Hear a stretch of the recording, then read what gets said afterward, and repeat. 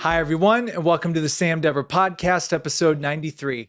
In this episode, I speak with author and entrepreneur Rohan Hall. I met Rohan at a networking event here in Los Angeles, and at the event, we talked about doing a podcast, and tonight we made it happen. It was an incredible conversation. Rohan is extremely intelligent with lots of knowledge in tech and AI, and that's what we talked about tonight, along with his companies, Genie AI, Traffic Monster, and much more.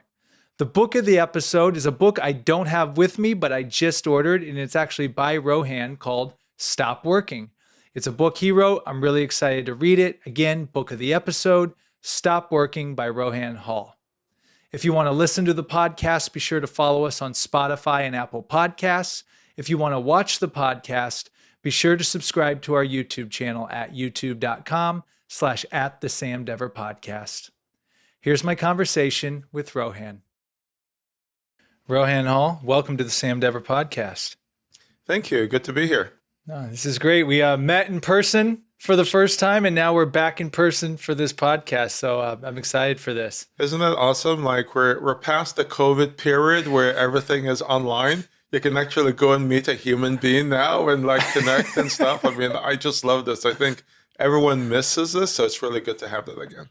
Yeah, no, I agree. And we were talking a little beforehand. I think with the pandemic, we got so used to virtual that we think that's what we have to do every time now. Yeah. And yeah. I think it's a great tool to use when necessary, but you can't beat the face-to-face interaction. Yeah, same here. I mean, like, I do still a lot of virtual meetings because it's convenient, but whenever I get a chance, like tomorrow morning, I'm having a meeting. It's going to be at a Starbucks. And just to go meet, and it's another business connection, a guy that I met in another in real life thing, and we're doing a follow up. I'm like, let's just have coffee, So we're gonna go first thing in the morning. We're gonna just have coffee and just talk business, right? Yeah. And I think this is really, the human connection. I think it's really hard to replace that. Virtual things are convenient, but just the human connection is always great.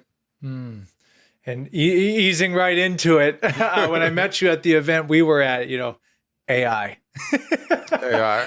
Tech. I know we're going to talk a lot about that. And when I met you, it was quite obvious you knew quite a bit about this and where this is going. And so many people, I think it's one of those things too, where it's a buzzword, right? Like, I don't know anything about it, but I just know it's important, or companies are, we got to invest in AI, and they may not even know what to do, but it's like what social media was. It reminds me of what social media was about 10, 15 years ago. Yeah. And we talked, when businesses knew they had to be on it, but what do we do with it? So maybe proper to start the conversation out, could you just give a little bit about your background and how you got into tech, AI, and we can go from there. Wow. Yeah. I've been into tech for a very, very long time, since the mainframe days.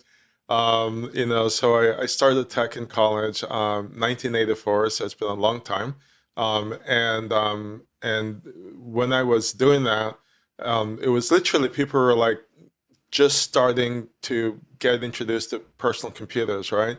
And so I've gone through all the way. If you mentioned the beginning of social media, I had a company back then that we also built social media technology.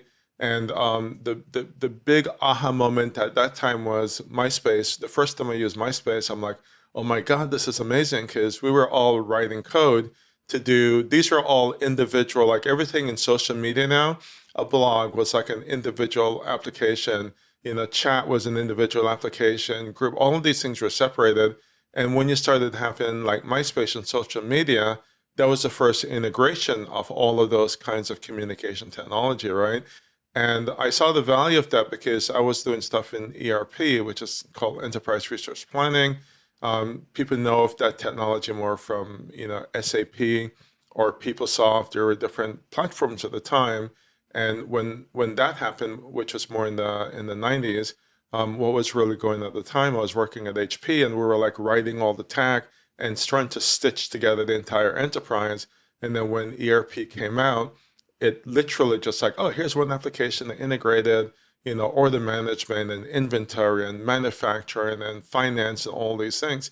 So whenever you have a new technology like that hit the market, And if you're able to recognize it, you're like, this is great opportunity. So I took that opportunity in the 90s, and I created a company that was focused on integrating entire enterprises with ERP, and I focused primarily on PeopleSoft and SAP, and work with companies like HP and Oracle, Honda, Robert Half, a lot of the large Fortune 500 companies.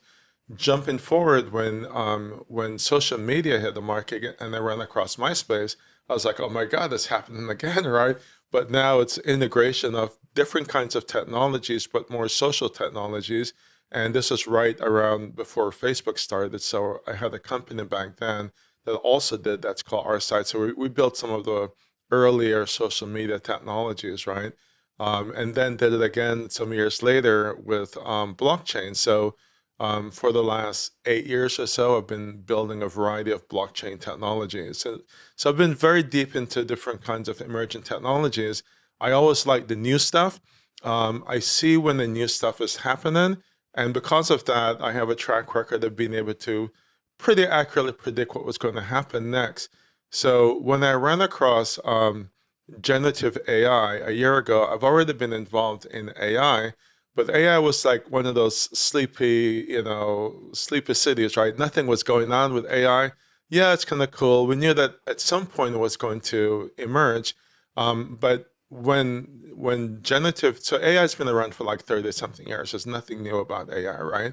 But what's new is generative AI. And it's really just another application and another approach for AI using what's called neural network to train and learn, right? And we won't get into all the details. Maybe if you want to, we can do it.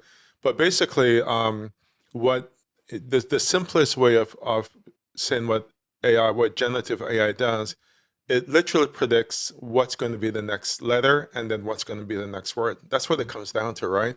And it uses, different it's really about algorithms and data, right? So it's able to go ahead and figure out, based on all this data, what should happen next, right? So what happened was that I was a CTO for a publicly traded company, doing all the SEC reports, building all kinds of blockchain and crypto tech. And a little bit before, more than a year ago, I just like, this is not what I want to be doing with my life. It's time to get back out. Time to go have my company, which, I've had my own companies for years. I disappeared off the radar for about a decade and went and raised my kids on the beaches in Barcelona. I'd written a book called Stop Working, and the whole idea was how to live anywhere, basically with your laptop, right? And so I decided I want to raise my kids on the beach. I was raised in Jamaica. I'm from Jamaica. I grew up on the beach, and when I started having kids, I'm like, you know what, I want to do the same thing. And so, went with a family, lived in a little town right outside Barcelona, and built some companies and just really had a really great time. And then came back to the USA, and got back into the corporate stuff. And then at some point, I'm like, you know what, I don't want to do that. I want to just get back and doing my own thing, So, I started looking at doing some things with blockchain and crypto again early last year. And it was a bad time because a huge exchange called FTX had crashed and it just sunk the entire blockchain crypto industry.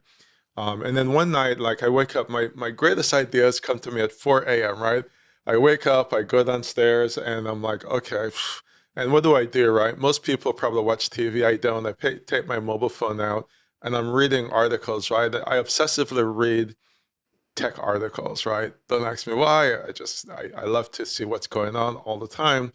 And I was reading an article, and it was from a guy that I didn't know who he was, and it turns out his name is Matt Higgins. And Matt turned out to be a guy from Shark Tank, who I didn't know at the time, right? And the question was asked, if you were to do it over again, what would you do? He's a millionaire, right? What would you do to make money?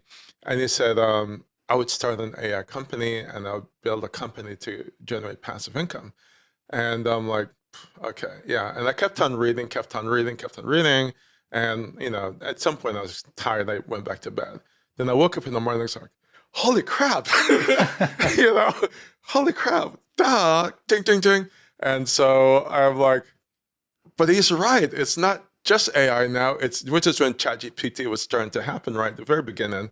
And I'm like, duh, I kind of knew that because when ChatGPT just dropped a few months before, I read it and I started playing with it just a little bit, but I was still working for this other company. And I'm like, holy crap, man, if this does what I think it does, two things. One, these guys are going to get sued up the wazoo because the only way technically they could have done that is if they've sucked in every knowledge that's out there, because there's no other way technically to do it, right? Nobody has that much data to be able to create an animal like what ChatGPT was doing, right? So I thought, okay, that's cool. And I said, the second thing is, if they really did that successfully, the whole world has changed, right? And I kind of said, let me kind of see how it goes. And I kind of went back on, right? Well, a few months later, after I read the article from Matt Higgins, I was like, holy crap. So I'm like, let me just go and see where it is, right? And so for me, whenever these things happen, right, same thing with blockchain, same thing with social media. I spent years coding. I been an architect, a CTO. So I know tech very well. And my thing is, let's now see what's really under the hood, right? So I have to jump in. I have to go some deep diving. I have to write some code. I have to like really feel it, right? And so I started doing that.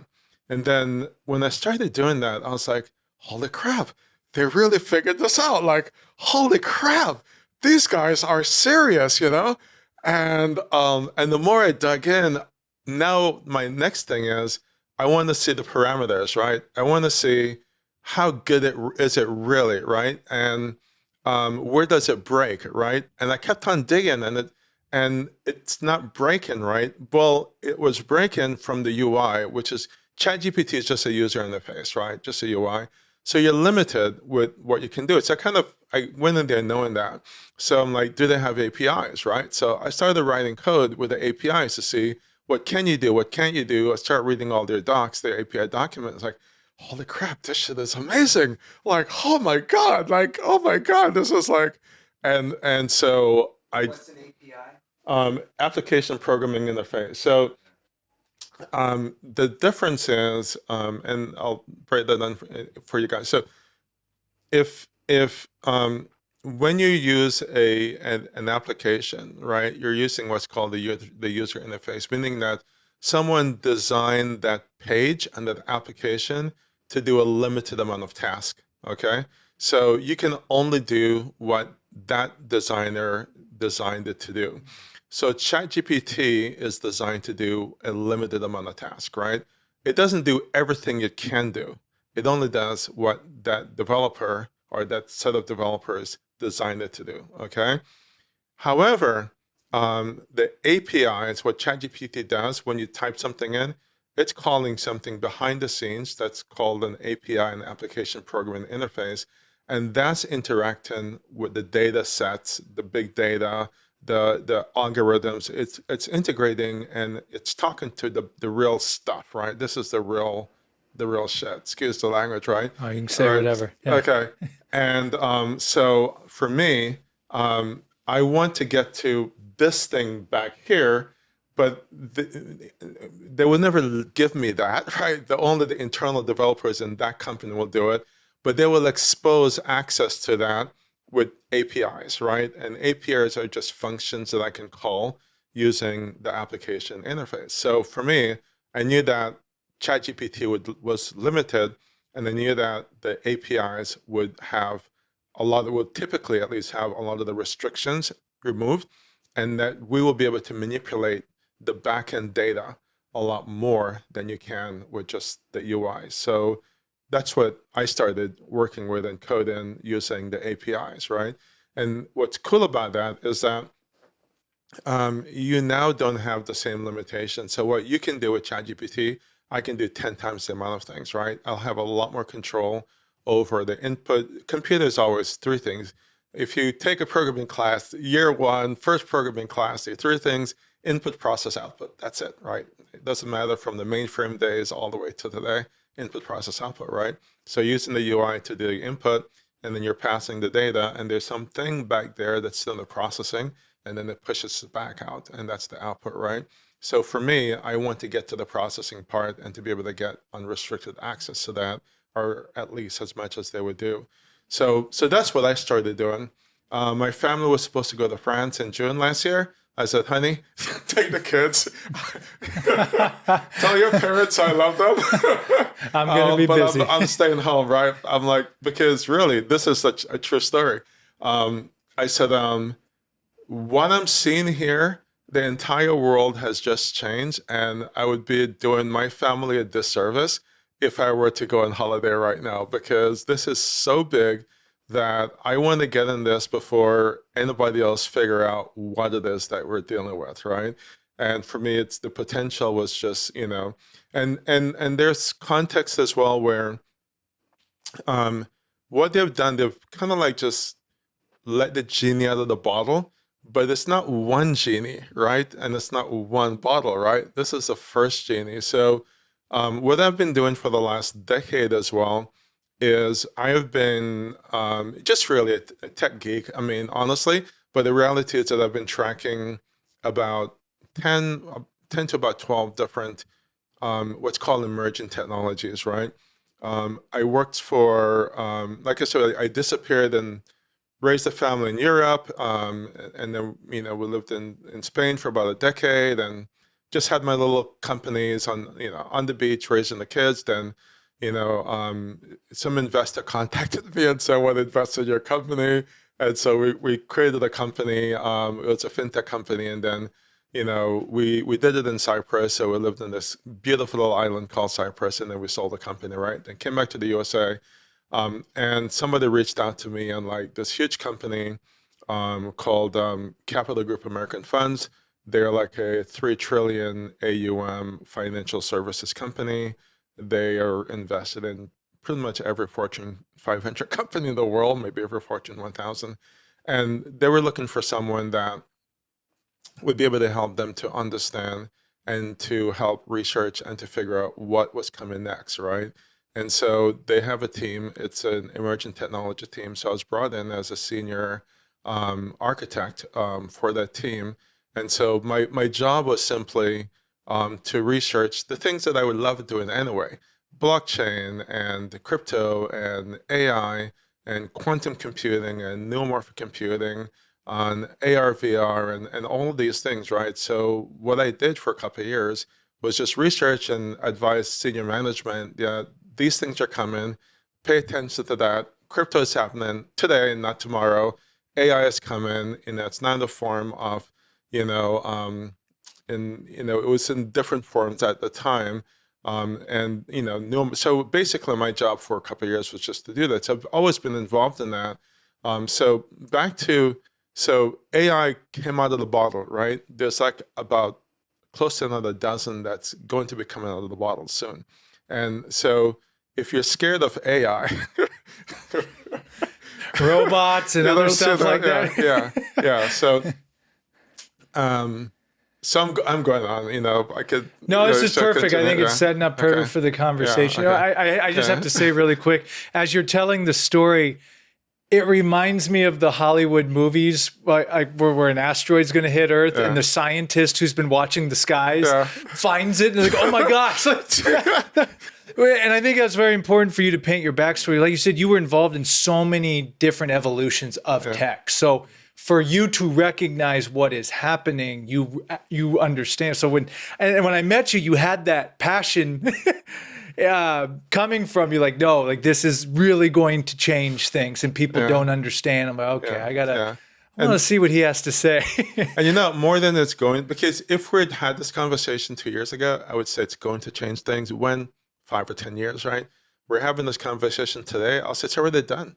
It's not like it's coming. It's already here. The asteroid already hit. You just haven't felt it yet, right? You haven't felt it yet, but it's already hit, right? And you can't take it back, right? So it's you can't put that genie back in the bottle. There are the genies. There's there's quantum computing, which is already there. It's working. We just haven't stabilized it as yet, right? We need to have freezing temperature for that to work. but it does work, right? Mm. But it's just not. It hasn't emerged to the point. What OpenAI did was really really smart, and I thought it was stupid when I saw it, right? They put it out there in a simple user interface and made it free, right? And they're like, why would you give away something like that for free, right? But it was such a genius move, right? Because all of a sudden it's kind of like, so I grew up very, very poor in Miami, out to Jamaica, in the streets. Well, I lived in the ghetto, basically, call it that, right? And what you saw those guys did, right? They gave the crack for free, and people kept on coming back, right? So they gave the first shot, right? And people kept on coming back, right? And that's what OpenAI did. They gave it for free, and people kept on coming back and paying, right? Because I have an OpenAI account, and I spend lots of money in them every month, right? I spend the basic plan is it's like $10 or $20 on it, but we spend more because we're building all kind of tech using their technology, right? And what they did with everyone is like, hey, here it is for free. And within 12 months, they had $1 billion company, right? So just absolutely amazing. So the thing that's going on with generative AI right now is that we have found a way to let AI emerge from the basement, from the geeks in the basement, to the everyday people on the streets, right? And once they have a taste of it, they want more of it, right? And so now we're really at the beginning of a multi-billion, I think $1 trillion industry is where this is going to go. But once you start seeing the other techs come and you start seeing the conversions, because that's going to be what's going to happen next, right? So we have this one tech emerge. It will help the other techs to emerge, right? So, for example, I think most technologists, myself included, thought that robotics would emerge first, right? Because so much research and so much money got spent on it, but it didn't, right? Generative AI emerged first, but it's now throwing fire into robotics. And so now you're going to have robotics will emerge a bit faster than that. And part of it as well is because we're now building more compute power, meaning better, stronger CPUs, right? To be able to make generative AI, and that will also help robotics. But we're also making AI smarter, and you now take the AI, which is the brain, and put it into the robotics, which is the body, and now you have Terminator, right? And then people are saying, well, we're afraid of that. And I'm saying, are you crazy? We've had it on the street for the last few years. What do you think these cars are that are now all AI generated? If you're using self-driving cars, it's a robot. That's all it is. You can call it a car, right? So what Elon Musk has done with his car, what is the brand? What are they called? Tesla. Tesla. Thank you. So Tesla is a robot. It's not a car. It stopped being a car a long time ago. When you have that kind of intelligence in a machine, and it can move by itself, which means that it's autonomous, right? Autonomous vehicle is another word for robots. Okay, so when we talk about autonomous robot, it just means that here's something with legs that move. So when we talk about Tesla, here's something with wheels that move. And these are autonomous vehicles. And so we have robots on the street, but people aren't afraid because we call them cars, right? So robotics has already started to emerge, and we're going to see that start to emerge more. It's interesting. I can never remember the name of the company, but Sam Altman, the guy that is the CEO of OpenAI, okay, it's interesting to see one of the first investments that he made. And people should look at that. It's a company. I'll actually Google it and I'll tell you the name in a minute if I think of it. But they do something called neuromorphic computing. I wrote a paper about this like 5 or 6 years ago when I was working at Capital Group, and I said, "Watch that one, because this is going to blow everything out of the water." So, neuromorphic computing concept is, the guys that started researching this like about a decade ago, they wanted to build some tech that the normal chips were just too slow, just couldn't process all the data fast enough. So these scientists are like, crap, we haven't updated the chip technology in like 50 years, right? We just keep on making them smaller and putting more of them in the board, but we haven't really updated them for performance. So they started thinking about what's the most performant thing on the planet, human brain, right?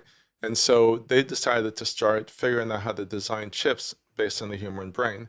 And so the first few years, of course, like always, fail, then boom, started working.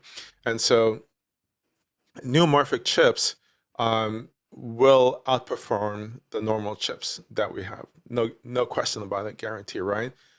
So companies like NVIDIA that has been benefiting so far from blockchain and all the crypto mining stuff that happened over the last decade, and now and of course big data and now AI. I don't know if they're doing, but if you're not doing research in the morphic chip, then they're crazy. But if I would be shocked if they're not. But one of the first companies Al Altman invested in was a little startup that I can't even remember the name because nobody knows them. But this is not investment advice, but they're pioneering neuromorphic computing and neuromorphic chips, and they're going to probably blow everyone out of the water and all the research. And I spoke to a guy. I was at so there's a guy. His name is Tim Draper. And Tim Draper is one of the original investors in blockchain technology. His company, Draper Ventures, is I think the largest or one of the largest investors in blockchain technology. And he's a really smart guy. And I was trying to create another company about a year ago that was that we were going to use crypto technology to do cross-border payments, right? So we're building it up and all these things. And I went to a thing and Tim is there, and I've met him a few times. Like, Tim, I'm working on this, and I explained it to him. And it's like, Rohan, I don't know if that's if I want to do that, right? And so because of Tim, and I respect his advice so much, right? I decided that, okay, this is really, where we want to go is not there. We want to go someplace else, right? So and I forgot where that story is going to go about Tim Draper for the most part. But in the blockchain space, we've been looking at all of this stuff for a long time because blockchain will eventually converge with everything. It's going to converge with AI, already starting to. It will definitely benefit from quantum computing. I worked with a company last year that does quantum resistant wallets. Whole different story. But what quantum computing will do, it will disrupt the world in such a way that we're not prepared for it, meaning that everything that we do now for encryption will no longer work with quantum computing. And we already have the technology, which is it's just not commercially viable as yet. Because whether we take a hacker to crack some kind of encryption, so all of your data is your password, all those things, it's really encryption. It typically is by something called SHA-256, right? SHA-256. It would take like 100 years for normal computing to crack that code. With quantum computing, it'll probably take an hour or two to crack that code, right? So quantum is emergent, and it's going to converge with AI, and they're going to converge with blockchain, and they're going to converge with neuromorphic computer, right?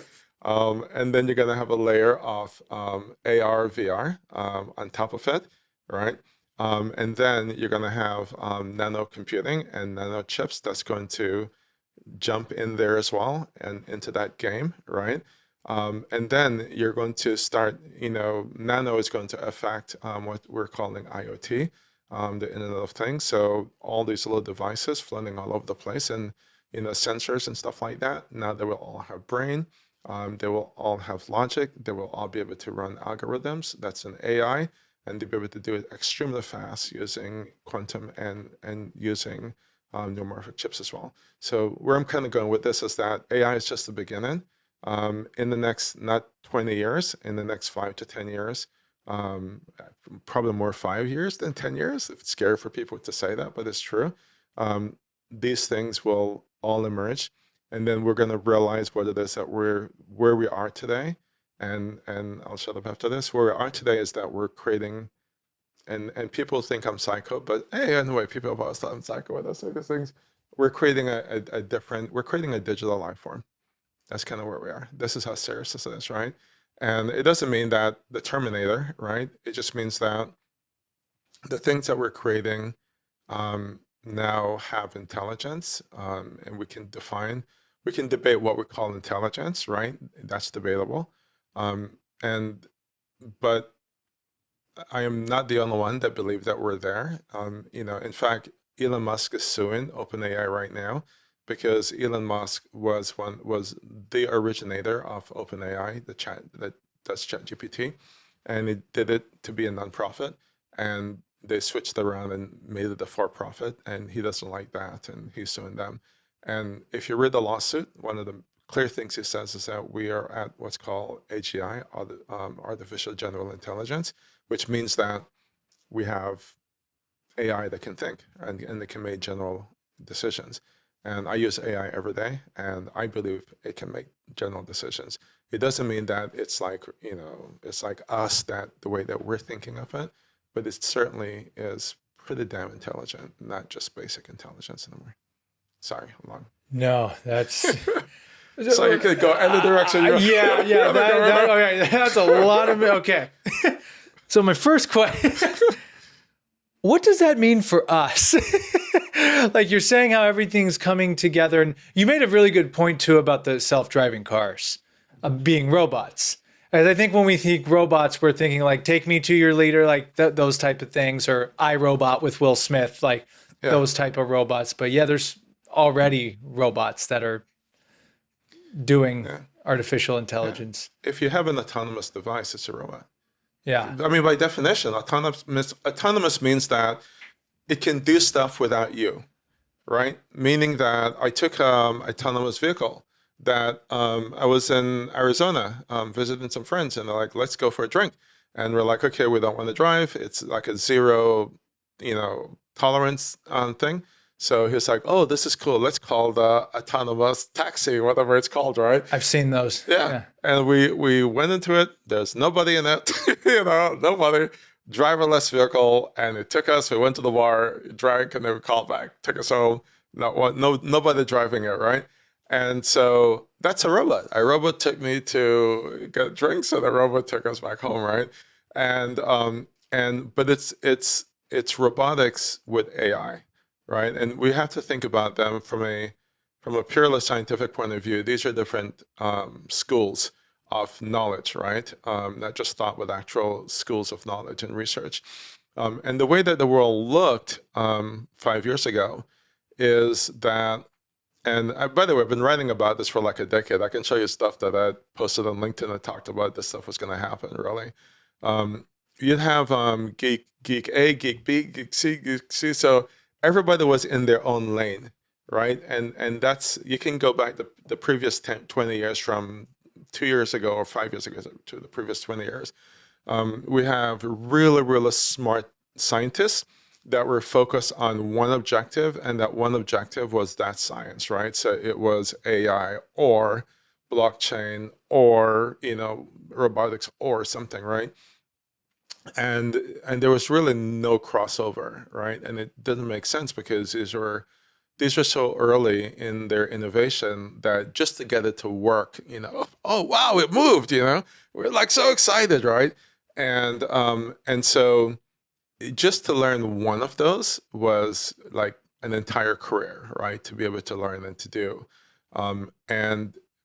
as they started emerging, then you started having just really smart CEOs that started figuring out that maybe having two of these geeks in the same room, maybe we can figure something out, right? Or, hey, I have this vision, right?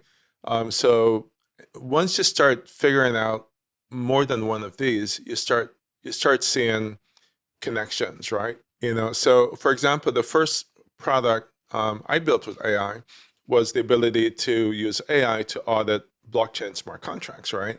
Why? Because I just spent the last several years building blockchain technologies And what smart contracts are, if you're building an application, you're using, different programming languages like Python or Java or, React, or so the different programming languages.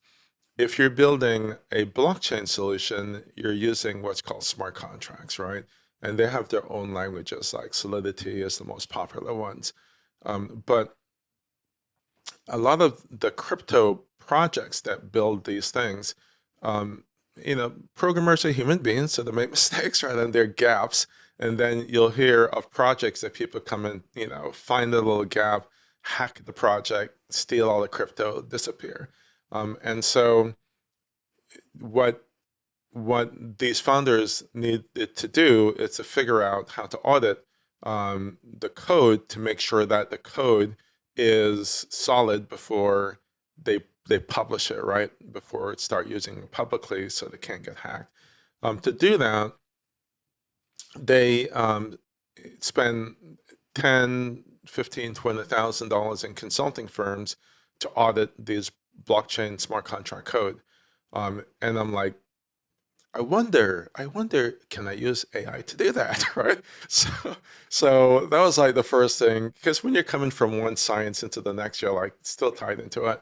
So that's the first thing we built. We built a tool that that was able to read all the code from very complex smart contracts, and these smart contracts that we use for cryptocurrency, for payments, for NFTs, for blockchain traceability, for all of the blockchain stuff you do, they're using smart contracts. We built a software that within seconds, in less than a minute, we could do what it would take a consulting team to do like 2 or 3 weeks, right? And we did it like within a few seconds, right? And we're like, wow, that's pretty cool, right? I wonder if we could do that with other kind of code, right? So we just kind of went from there to start using AI, and we built a product. So Code Genie came from that. So my company is called Code Genie, Code Genie AI. And so the whole thing behind this, that the genie is out of the bottle. That was my first aha. Genie is out of the bottle. What do we do now? Like, oh my God, there's a whole new playground, and that everything.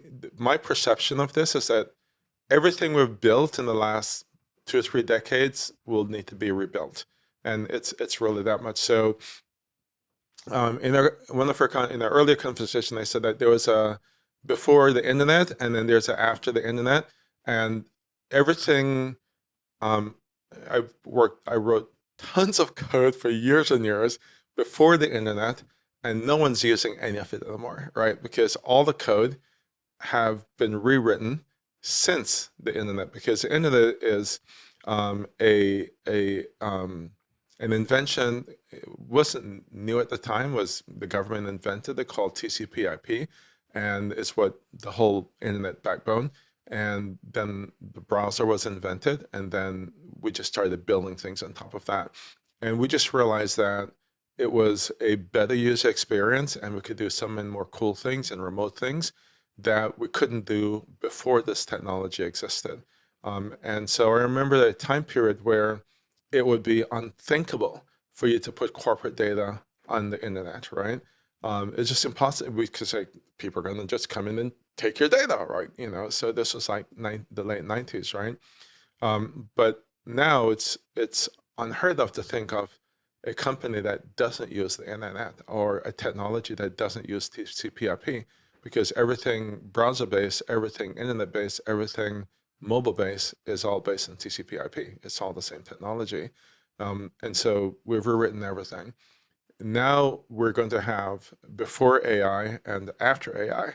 And I think if we go back 5 years in the future, or 10 years, all the things and all the technology we're using today won't even be there. It's going to be rewritten, because there's such a great level of efficiency that will be gained from using all the new stuff. Why would you use old stuff? Why would you take a taxi when you can take Uber?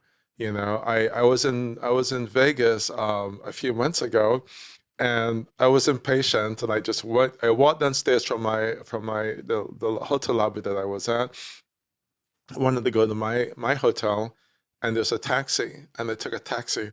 Oh my God, what a nightmare. You know, I forgot, the guy is asking me for a credit card, he doesn't take me where I wanted to Uh, go. He got the wrong hotel there. Oh, there's another one on the same street, right? We don't really think about this anymore, right? The thought of Uber taking you the wrong place is just unthinkable, you right? type it in, like, boom, this is where I'm going. Yeah, Yeah. yeah. And the guy is like, so, at some point I'm like, I knew my hotel was 5 minutes away from where I'm going. Like 15 minutes later, we're in the car. And I'm like, dude, where are we going, right? Am I being kidnapped here? Because are you driving around the block like 10 times, like the good old days or what? And I'm like, okay. And so why would you ever go back to taxi when you have the choice of Uber or Lyft, And it doesn't make sense, right? I don't even think about reaching into my pocket for a credit card or tipping a guy. I can choose after I leave an Uber if I want to tip the guy or not. In the taxi, you have the pressure. He's looking at the meter, the thing right there. You have the pressure. Shit, I'm going to be like this asshole if I don't tip him, right? So, so totally, it is like, there's like a before Uber and after Uber. Like nobody in their right minds use taxi as anymore. No woman that wants to feel safe will take a taxi versus an Uber, right? Because there is a sense of accountability and safety that the guy that's picking you up, he's tied to this company. Someone is tracking you, right? And they know where the car, all of these things that are built in because of this technology shift that happened, which was just really mobile technology with TCP/IP, right? So there's a before and after, right?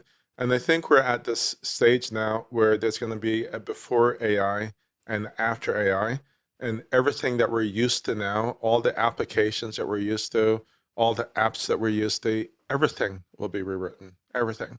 So developers will make lots of money in the coming years, the ones that are able to leverage it. And so that's one of the things that we do. We're developing AI applications, left and right. We're building our own applications. We released last week, and we're doing a re-release on Monday of a technology that when I talked to Mark, I have to tell you this story, right? Yeah. Sorry. Do you want me to About do it? Traffic Monster, right? Yeah, Traffic Monster. Yeah. Please do. So after my big aha last summer, and I kind of like deep dive for months, and I'm like, I need to know everything about how this technology works. And so I did that, and then we're like, okay, I'm ready to start building stuff for ourselves. And then we got some clients, and we start building stuff for them. And then I'm like, okay, to put these things on the market, I don't want to spend tons of money on marketing teams, because a decent marketing team, 10, 20 grand per month or more, right? And then you have the SEO guys, that's another 5 grand, 3 to 5 grand a month. And then you have the content writers if you want decent content, or you have to go to India where you have to spend, everything you save, you're going to spend on editors because all the errors, right? And I said, shit, man, we're doing AI stuff. I wonder if I could figure out how to use AI for this so I don't need a marketing team, right? And the other thing I was trying to do with this company is that the last 5 or 6 years I've been doing investor-funded company. I love you investor guys, but you guys can be a pain in the butt, and founders, co-founders can be a pain in the butt. And I'm like, you know what? I kind of miss my days on the beach in Barcelona, no investors, no co-founders, no nothing, just me doing my thing, right? And so I wanted to build this company just like that. And so I don't have a big budget, just my own personal money and doing all of that stuff. So I started, with the concept of what if I could generate blogs using AI, and what would be the quality of it, right? I'm a published author, so I know how to write. I write pretty decently, I think. And let's see how good the AI is, right? And then it's like, okay, that's not bad. And then, but it's just doing what ChatGPT does, right? Which is limited, which I knew. So what if we're to start building some different, so okay, I'll take one step backwards. For developers that listen to this, right? So as a developer, Software development is what you call structured language, right? Meaning that there's a certain structure you follow, right? And there are conditional statements, there are variables, there are all these things that you do that when you're building an application. When we think about AI and ChatGPT, we think of it as just a prompt, and we don't think of it as a structured language. And what I learned in my big deep dive over the summer last year was that it really is a structured language, but it's with unstructured data, right? And that's kind of new, okay? And so I'm going just a little bit technical, but you can actually create real structure if you're using the APIs, right? It's hard to do it with ChatGPT because of the limitations. And so what we learned how to do was to write really, really complex prompting, where the prompting was treated, or is treated, even the stuff we build now, is treated as a programming language, right? So it's not just like one line. My prompts are like this long, like pages sometimes, right? And so the result of that is, instead of, we don't get hallucination ever. Okay, everyone does, we don't, right? Because there's a way to write really, really good structured prompting code to get what's called deterministic outcomes, right? And what deterministic outcomes mean is that you can determine exactly what the results should be versus the AI is the one that's determining that, right? Can I use a word that probably, kids, yeah, I won't do it, right? The AI is my BIT, you know what, right? So we learned how to do that. And so when we build software using AI, we understand it to a level that there's no guessing in it regarding what the outcome is, right? So our first attempt to write blogs with ChatGPT, we couldn't get the results that we wanted to. But once we looked behind the scenes at the APIs, we realized why, right? And we realized the way that the UI was designed is for Mary and John Smith to just go and play around. But for serious developers, you need to be doing the backend stuff. And so that's what we did. So we started using the APIs to start building complex blogs, right? And like really, really deterministic complex blogs, right? And we were like, wow, this isn't bad, right? And then we're like, but what if we wanted to do? So it started to be an experiment, and then it started getting better and better, and we're like, holy crap, this would be cool. We can do this to promote our own business, right?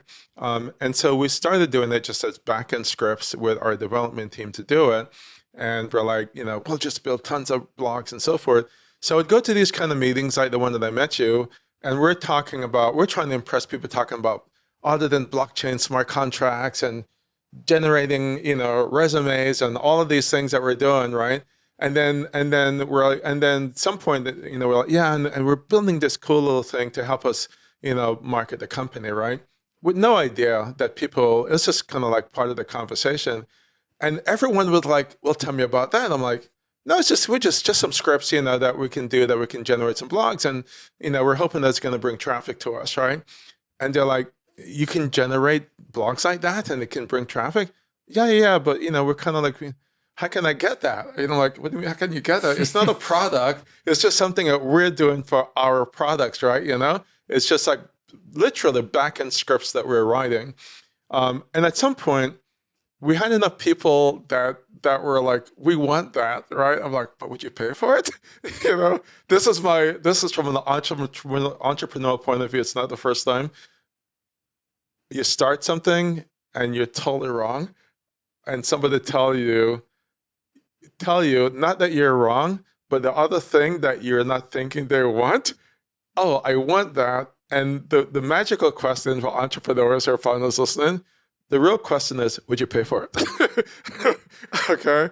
And I did that for another company I started years ago, which is I ended up funding and doing well with that, where we started building a social media technology, and what we thought everyone wanted, some people were paying for it, but people kept on coming back and say, can you do this? I'm like, no. This is really, Like, but can we get this? And if one day it's like, would you pay for it? Yeah, we pay for it. Really?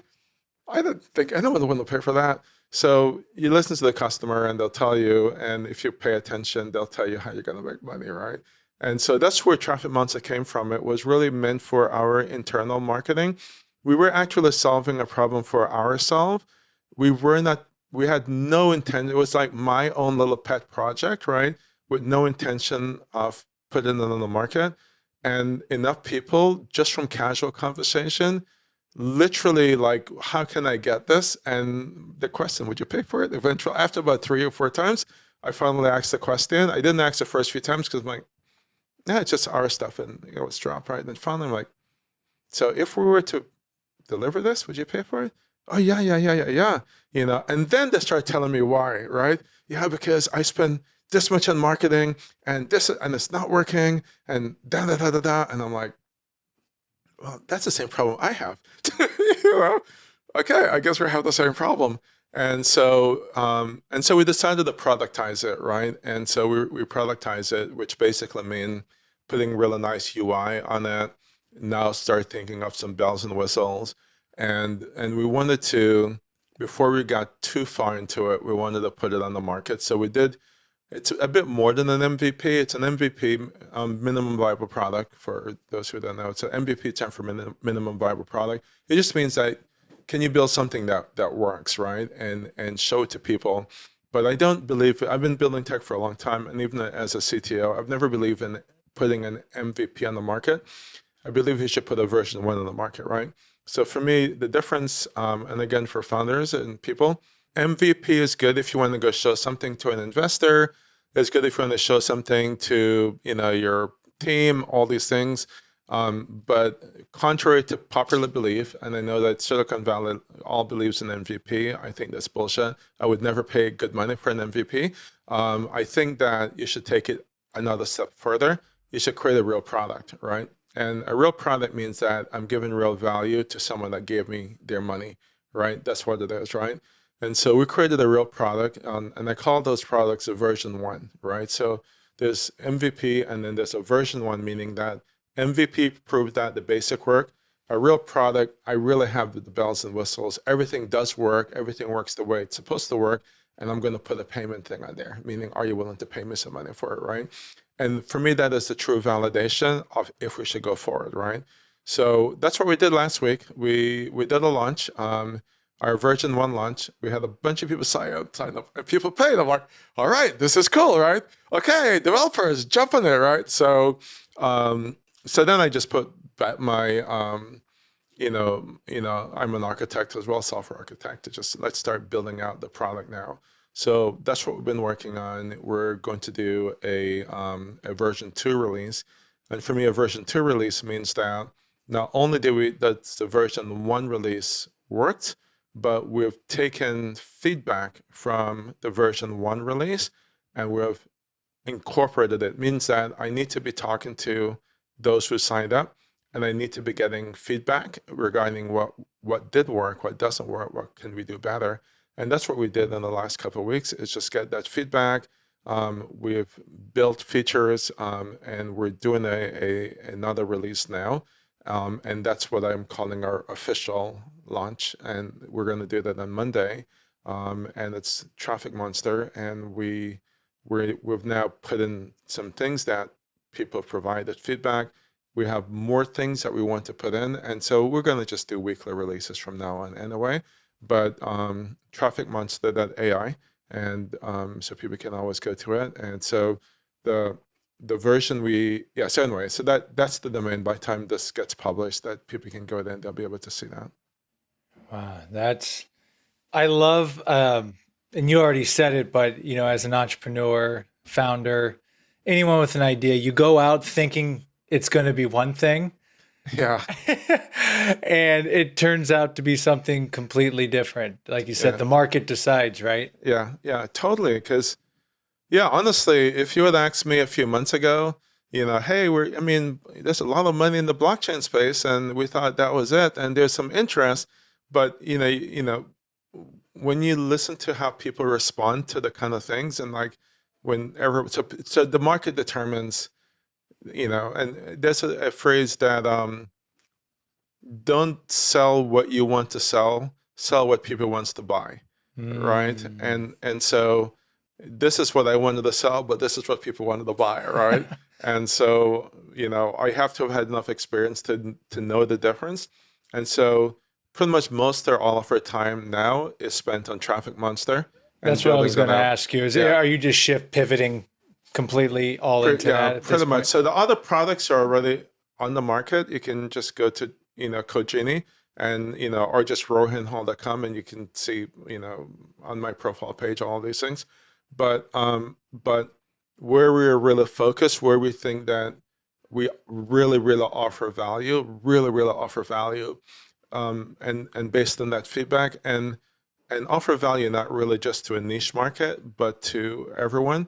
And never everyone, but entrepreneurs or basically anyone with a website that want to have online visibility, that want to have traffic, that wants to have the opportunity to have leads and convert the leads, and want to be able to leverage AI to be able to do that, and want to be able to do it in scale. I'll give you an example, right? So it's so easy to use, it's ridiculous. It's kind of freak people out that you can just sign up and you just copy and paste the URL to your website and click one button and that's it. We start creating blogs for you within the next few seconds. But we're not creating generic stuff like in the past. This is what I'm saying, like the things we can do today, we couldn't have done it 2 years, right? 2 years ago. We're doing a lot of really cool stuff behind the scenes. We're using AI agents to be able to go to your site and see what it is that you're doing. We're using AI and AI agents to do a full detail analysis. We figure out what your business is about, what you're trying to do with your business. We're like your marketing team. So if you're the higher marketing team and spend 20 grand right now or 50 grand, whatever they're charging in a room, and you have a bunch of guys and women in suits and whatever, and you're trying to explain to them what your business does, right? The reality is that you already know what your business does. It's on your landing page of your website, right? But they're not intuitive enough to really get it. My AI is, okay? This is where all the really deep understanding of how all the behind the scene things work comes into play, right?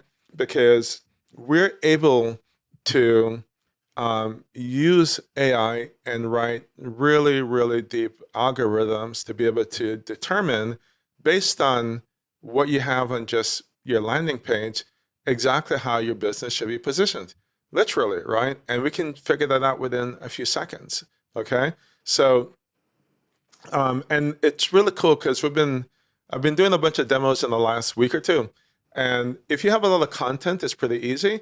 But what if you have like only 2 lines of content, right? I did that literally earlier today. There's a guy I did a demo for. He has a fashion clothing business, and the entire page is just clothes and 3 lines. I'm like, dude, that's all you have in the entire website? 3 lines, right? And I'm like, this is a good test for AI to see if it can figure out what it is that you're trying to say about your business with those 3 lines, right? Because even if it's 3 lines, if you're the business owner, it's probably going to be 3 important lines, right? So we took that task, and our AI read the page, came back, and within a couple of minutes wrote 2 blogs. And I started reading the blog, and the guy was almost in tears. I was like, you got to be kidding me, right?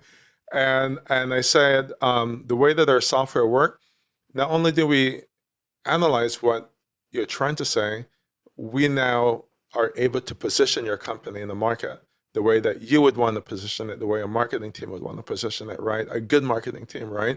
And to be able to write very high quality content to position your company.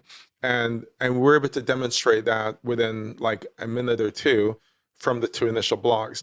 And then if you sign up for the product, so we can generate, we have 3 plans, 30 blogs, 60 blogs, or 90. So if you're on the 30 blog plan, it's like basically 1 blog a day. You could think about it, like 2 blogs a day, or 3 blogs a day for the 90 plan. But we generate the whole thing for you right away. So every month we just generate 90 blogs about your company. So imagine a marketing agency that will tell you, I'm going to generate 90 blog as content to promote and generate your business every month, right? And it's going to only cost you literally a fraction of what they would charge, right? Our highest plan is less than $300, right, per month. And you don't have to do anything. You can just go on holiday for 6 months, and it just does it. And we're doing all kind of stuff. So it's not just blogs. So this initial release is blogs, but we're going to be putting all kind of engaging content. So by the time this hits the market, we're going to have other kinds of content on there. So we'll have videos, right? We'll have it multilingual. We'll have literal AI agents interacting with people that visit those pages. So instead of having people having to figure out that one website page that you have, right? You're going to have like 100 pages, okay? Highly interactive content every month. You're going to have 1,000 in a year. So you have basically 1,000 AI agents working around the clock, trying to get leads and content for you all day, 24 hours, 7 days a week, in every spoken and written language on the planet, right? And that's what we're building right now. So what we have right now is it's a blogs English base only. The rest will release in the next coming weeks, literally. But you're going to have really incredible presence online for your brand and your products and your services. And you have nothing to do. Just copy and paste a URL and go sleep. Okay, I have some questions. First of all, from someone that's written blogs before, yeah, back in the day and all that, it takes a long time. And I believe you said these are generating in seconds. You said there's no spelling errors, grammar errors, nothing like that. I will personally guarantee. I'll send you a check if you find one spelling error or one grammar error. And so this is really helping in the Google search, right? Like this is helping people that are looking for whatever it is you do. Get found. Yeah, that's exactly what it is. So when people want to learn, not really learn about it, when people have a question they want to answer, a problem they want to solve, the number one place to go is Google. Show me blah, blah, blah, blah, blah.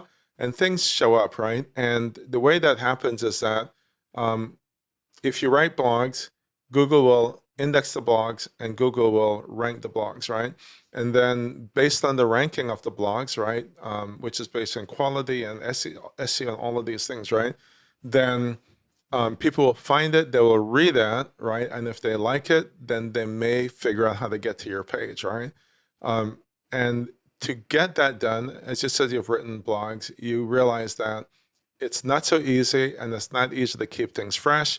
It's not easy to keep things interesting. It's not easy to, and if you outsource it, so again, what we can do today versus 2 years ago, right? If I were to do this 2 years ago, it would not be practical. I wanted to do this 10 years ago, right? And I was writing all kind of code to try to do this 10 years ago, and I couldn't do it because the technology just wasn't there, okay? But today the technology is there. So we're able to generate not just blogs, but other kind of high quality interactive content within seconds, within 1 or 2 minutes. And we're able to automate that for you. We're able to build your entire online presence, whether it's a website for your business, it could be a personality, a football player, an actor, it could be whatever it is that you want to promote. All I need is just a URL where you have the content. That's all. A podcast, perhaps? A podcast. I think I may be visiting. Yeah. Trafficmonster.ai, right? Yeah. And I will challenge, I'll do a quick comparison. I will challenge anyone. Again, I can say that because I'm a writer, right? I'm an official writer. I'm an official published author, right? And I was blown away. It's kind of like, why am I going to write anymore, right? Which is part of the problem with the entertainment industry, because it does write better. And I know I'll get slapped, right? It does write better than human beings. Most human beings. I can't speak forever, right? And if so, the entertainment. So So I'm going to be the bad guy here for 2 seconds, right? Because nobody wants to hear this, okay? Why does it write better than human beings? How, right? How can I make such a statement, okay? I'll explain why and how technically, okay? So I've spent the last 40 years in technology, and so I've seen pretty much everything, right, for the most part, because it's not like I disappeared. Even when I was on my little beach, I was still involved in everything tech, right? And so I think I have a pretty good knowledge base of technology, but I have my experience, right? I don't have Mark Zuckerberg experience, right? I don't have your experience, okay? Someone that's writing will have their experience, right? Even though they've been writing for a long time. Someone that's painting, they'll have their experience, right? But you don't have the experience of everyone else, okay? Generative AI does, okay? So if you're a doctor, I'll bet you that the AI is smarter than you. It really is. Even though you've been doing it for 20, 30 years. Doesn't matter, right? The AI is smarter than me because I can talk to you about whatever subject matter, but I can't talk to you about all these other subject matters, right? Because it has the knowledge of everything. Why? How does it do that? Okay, I told you before, when I saw first and I said if it worked, they're going to get sued up the wazoo, and they are, right? Why? Because the only possible way for this technology to do what it does, it has to go out and read every page on the internet, every book, listen to every audio, every kind of knowledge everywhere. It had to do it, right? That's the only way. So imagine you went out and you read, it would take you like 1,000 years, right? But you read everything on the internet. You read every book. You listened to every music. Every kind of content, right? And now you have the ability to process all of that instantly, right? That's what generative AI is. It has all of that data and the ability to process it instantly, okay? So why can it not make a spelling mistake? Because it's learned from all the best English teachers and all the best written materials, all the best grammar materials. It's learned all of that stuff. It knows it already. It can't make a mistake. It's not. I have to try to tell it to make a mistake for it to make a mistake grammatically, right? It can't make a spelling error. It's just not possible. In any language it does it, it's not possible because there's like zillions of gigabytes of data that it's referencing to make sure it spelled that word correctly. It cannot spell it. It's not technically possible. I would have to code it specifically to tell it to spell it incorrectly, but it will not. It's not capable of doing it, right? If I wanted to write something as good as Stephen King, it will. Why? Because it's read all of Stephen King's book and it knows exactly the format that Stephen King used to write his books, right? People don't really get that as yet, that it is literally the genie. It has sucked in the knowledge of the universe and it can process it instantly. That's what we have in our hands right now. So question, it's pulling from everything that's been created ever. So how does that play in terms of original ideas? You see where I'm going? Like when I'm just using this for conversation's sake. No, sure. AI, give me a Stephen King novel. Yeah. It's going to be pulling from maybe past Stephen King, or how would that work? Does it have? It doesn't pull just from Stephen King. So it will pull from everywhere. Just everything that he might. Okay. Yeah, it's smarter than Stephen King already. Sorry, Stephen King. I love you. I'm a fan. But I give an example, right? And this is the way I'd explain this part of the conversation. So I grew up with my parents. I have amazing parents, amazing mom, committed to teaching me everything, that she knew. I do the same thing for my daughters, right? And so let's say now I'm 18, I'm leaving the house, and let's say my mom say, I'm not going to teach you anything else, right? Mom, I love you, but so what? You already taught me everything, right? So I'm just going to go ahead and learn, but I'm learning on top of what you already taught me, right? So the New York Times, I use this example because of the New York Times. They're now suing, OpenAI, ChatGPT guys, and they're saying, "Oh, we're not going to share," and because they went and took all New York Times data, I think allegedly, covering myself here. So they allegedly took the New York Times data to train their AI. Okay, and the New York Times and many of these other content providers online, oh, we're not going to let you get our data anymore. And these guys are like, so what? We don't care because we already have the knowledge base, right? So now get to your point. They don't need us anymore from a knowledge base point of view because they have the entire history. In fact, most of the AI training now is not anymore from our live data. It's from what's called synthetic data, right? So now the AI can generate data to train itself.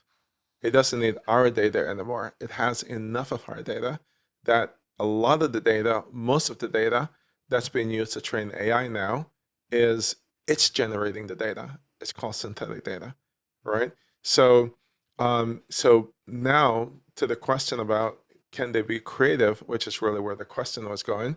And the answer is, what is creative? Creative is, I went to computer school, I learned computer stuff. I went to business school, I learned business stuff. And based on what I learned, I can create something, right? Okay? That's what creative means. Creative doesn't mean I woke up and 5 years old, I could paint a masterpiece. No, creative mean that I learned from another master or somebody else. And based on that knowledge, right, I am now mixing it with my own knowledge and I'm creating something new, okay? Isn't that what the AI is doing?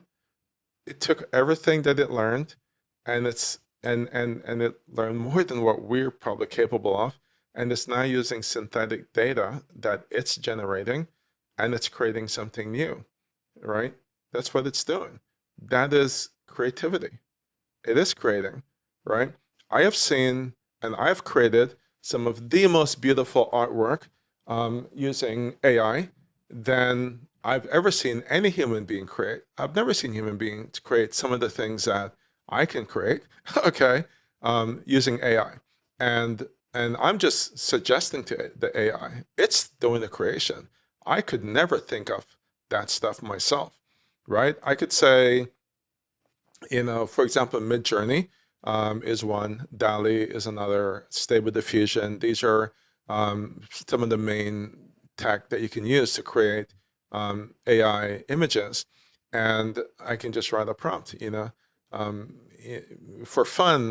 One of them I did recently, create an image of Spider-Man flying over, the Eiffel Tower, and where Spider-Man's outfit is. So I just write random crap, right? And boom, and you'd be amazed just how amazing is it. I didn't have to draw the Eiffel Tower. I didn't have to draw the background thing. I didn't have to know the proportion of what Spider-Man is, right? I could just use one prompt, right? A simple prompt to do it. But what happened now when you can write really good prompts, right? I don't know if any human being that can be that creative, honestly. I think it's already more creative than we are. And I know that artists don't want to hear this, right? My daughter's an artist, right? So I know artists don't want to hear that. And I know artists don't want to hear that this thing can create more or better than they can. But the reality is that it can. And it's very easy to prove it. Just go to any of those tools and generate something and tell me that that's not creative. So I think that's a perfect segue. How do you see this playing out? Like, we're in Hollywood right now, Hollywood area. How do you see this playing in the TV and film industry and other art industries? Because I'm not disagreeing with anything you're saying. It is what it is, right? Like, it can do what it does, but at the same time, where is this going to leave a lot of people that, now what used to take a team of 5, 10, now you don't need that anymore. You can do this all Yeah. through the eye. So where do you see all this going as far as Sure. people? We used to ride horses, and we don't anymore because we had a better tool. It's called a car, right? And then we used to rely on cars, and now we can just take a plane, right? It's just another tool. That's what it is, right? And we survive not riding horses anymore, and we survive, even stick shift. I like my stick shift. I drive a nice little Porsche, and I love the feeling and but I know it's outdated, and whatever it is, right? And we fight things, we fight change, and that's just the way it is, right? We fight changes, right? And we're going to fight this change as well. It's a losing battle to fight, and it's going to be a matter of how well can you adapt. It's going to be more from adaptability. How well can you learn to use these tools, right? Because you can't beat them, right? So the question is, if I am someone that feels that my job is at risk, which is everyone, okay, not just artists, not just entertainment. It's everyone. It's either today or tomorrow, meaning we're being a little bit short-sighted by saying, it's just certain kinds of workers because we're just thinking AI, right? And we're thinking, oh, well, if you lift boxes, that risk, that's what robotics is going to do. That's going to, take those jobs too, right? Construction. Yeah, construction, right? So why are you going to pay a guy to climb up on this big thing? It could fall over and whatever it is when you can just get a robot to go do it, right? So these are the things that are coming and you can't stop it, right? The question is how can you adapt to it? Because for me, these are just tools, right? So these are just tools that we're going to use. We will adapt, right? I can't say exactly how it's going to look and how we're going to adapt, but we're a very adaptable species, and we've always been able to build tools. That's one of the real gifts that we're given from God, if we believe it in that way, that we do better than any other species on the planet, is that we build tools to make our lives better, right? So while we are worried about losing jobs, we should be asking different questions, right? How many people do we know that died of cancer? Within 5 years, gone. You won't have that anymore. How many people do you know that's, dying? My mom has dementia. I have to watch her not even remember who I am. And this is my hero growing up. This is my mentor, my everything, my mom. Love her to death. She lives in Florida. I go every few weeks, right? Dementia, gonna be a thing of the past, guarantee. There's so many benefits, all these ailments that would have taken us decades to resolve. We'll resolve them, most of them or many of them within the next few years. Believe very strongly. And I can prove that, right? Because people are like, oh, no. I do pay a little bit of attention to the use of this stuff in medicine, but I'm not an expert in it. But I'll tell you something. When I was younger, the big fear of a single guy was what? HIV. You're going to pick the wrong partner and heaven forbid, right? And it took, 20 years, almost 30 years to solve that problem. And we all accepted at the time that it was a virus. That was the words, that the thing at the time. It was a virus, and virus takes a lot of time because it's the nature of virus. You can't solve virus problems in less than 10, 20 years, right? And then we had the biggest virus we've seen in our lifetime called COVID, right? Within 8 months, solved. Nobody asked the question, how was it solved? AI. That was AI that solved COVID. It wasn't human scientists. We're not that smart. Love to think that we are, but we're not that smart because we can run thousands or millions of scenarios within days or weeks that would have taken us decades to do, okay? So we now have these tools that we're able to use, right? If you look at countries that we haven't figured out how to solve water problems, right? We haven't figured out how to solve energy problems. We don't know how to feed our species, right? Because we're running out of things, right? To feed, right? How do we solve these problems? AI. It will, right?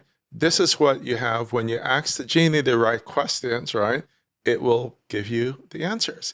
So we're looking at the negative sides, but we're not looking at the positive sides, right?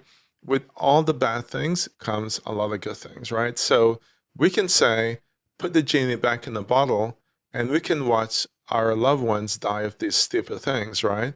Or we could say, hey, you know what? This is going to be a big part of that solution that we don't have to worry about it. I've been telling a story for probably 20 years now, and I can find people that will tell you that Rohan's been crazy for 20 years, right? And I've always said that unless I get hit by a truck or, get shot in my head or something, I'm gonna live to be at least and 150. You can put me away into the madhouse now. That I will see, and I think a lot of people of my generation will live to be way past 100, probably 125, 150, healthy like this, right? And how do I come up with that, right? And this I've been saying way before AI emerged, right? I'll tell you how it will happen, right?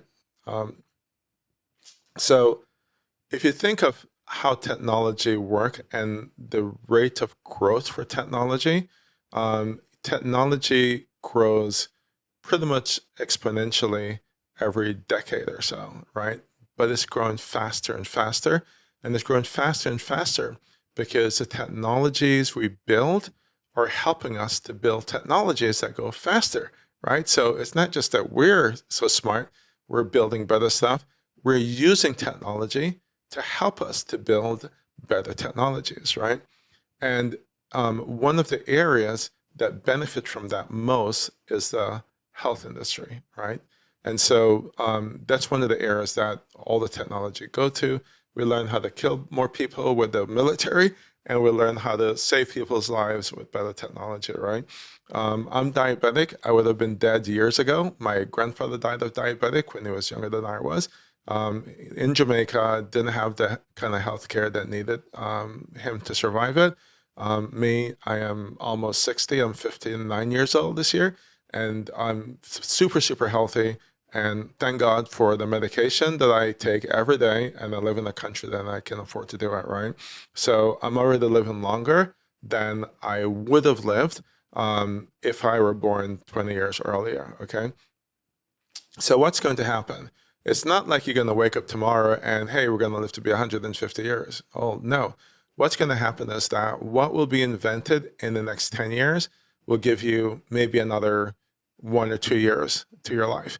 And then what will be invented in the next 5 years will give you an extra 2 or 3 years. And what will be invented in the next 5 years. So if you think of it that every few years, the technology is increasing, right? And not only is it increasing, we're applying it into life-saving things, okay? The food, the healthcare, the medicines, all the things that we take for granted every day doesn't just happen because there's a bunch of guys in white robe, right? It happens because of the scientists, right? These are the guys that are the real heroes behind the scenes, right? So these are the guys that are saving our lives, but they're using technology. It's not because they went and just learned all this shit in medical school, right? So if you take that premise, right, that we're continuing to grow technology and we're innovating and we're exponentially growing the pace of technology, then it is logical to believe that what we're inventing, because we spend a lot of time figuring out how to make us live longer, right? We're inventing things that will expand our life incrementally, right? And that incrementally is proven already. I think 100 years ago, I think our average lifespan was like around 50 years or something like that, maybe 100 or 200 years ago. And now I think our average lifespan is like around 75 or 80 years, okay? And we have shit technology. This is with garbage technology. We have nothing compared to AI until now, okay? Now imagine having AI, imagine having quantum computing, imagine having nano. Like nano is mind-blowing, right? Nano is like the shit that we saw when we were kids in the cartoons. That I remember watching this thing where it's like a little submarine and everybody was shrunk down and were injected into the body. I think. Oh, Magic School Bus. Something like this. Yeah. And this flows through your blood or whatever your body and whatever your blood, right? That's nanotechnology, right? It's working today. That nanotechnology can make things so small, subparticles, right? that it's smaller than your hair or grain of sand or whatever it is, right? They measure it in such small amounts, such small dimensions that, so when you start using that kind of technology, and now, hey, this guy has cancer. Now we know what cancer really means today because AI has defined it for us. It means that these specific cells, over here in his body, da da da da, it's corrupted in this way, da da da da. And now we've figured out how to solve it, but we can't get in there, okay? Because we have to cut the guy open. Ta-da! Let's use nanotechnology, inject something. It will float down. It will identify those cells, and it will just blow them up or eat them or destroy them or something, right? And so all of a sudden, we have tools that we didn't have before. This will happen because the technology exists today. It's just some of these things are just not commercially available, right? So, we're going to use nanotechnology. We don't talk about smart glasses, smart contact lens, nanotechnology. Because now, if you think of your cell phone, it uses microchips, right? But the chips it uses is too small. Nano uses chips that are so small. Sorry, the chips it uses are too big. But the chips that you're using in nanotechnology and the logic that you can build in nanotechnology is basically what you're doing with your cell phone. But it's so small you cannot put it into your glasses. So all of a sudden, right, you don't need your phone anymore.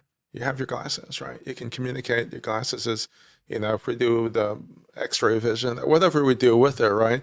But I will be able to speak to you. And I'll tell you a tech that I just spoke to someone that they're working on this tech that I guarantee you this is not even 2 years from now, right?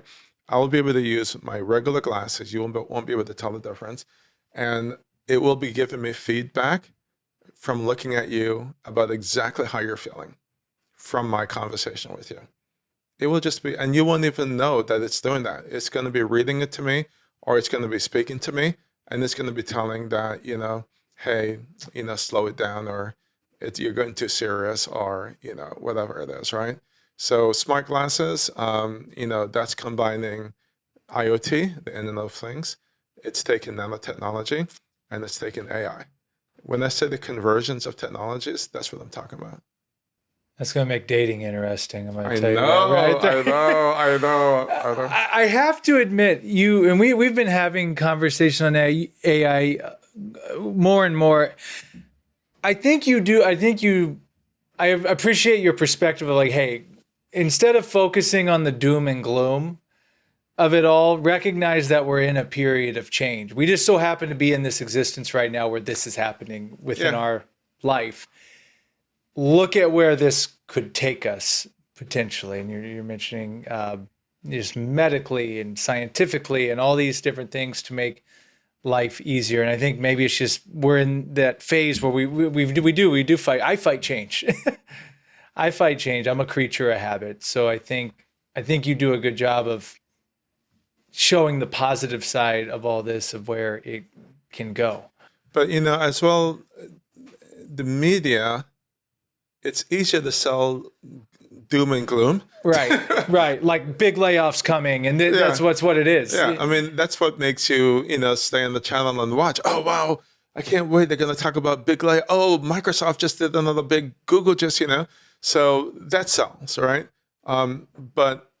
But there's a lot more that's really going on, a lot of really positive things that are going on as well. For AI, there'll be regulations, right? There's a lot of folks that's their job, right? They're figuring out how to manage that. Every country in the world, right? The European Union, the USA, Congress, they're all sitting around beating their head against the wall and trying to figure out how to make sure that we don't kill ourselves, right? And, human beings, we're a species of survivors, right? And so even when we build the atomic bomb, as soon as we build it, we're like, holy crap, what did we do? Let's figure out how to manage that, right? So, and I'm sure if you were alive at that time, you'd be like freaking out as well. So the reality is that there will always be the potential for all the negative things, right? And there will be, right? And there will be the layoffs, right? And there will be all of these things, right?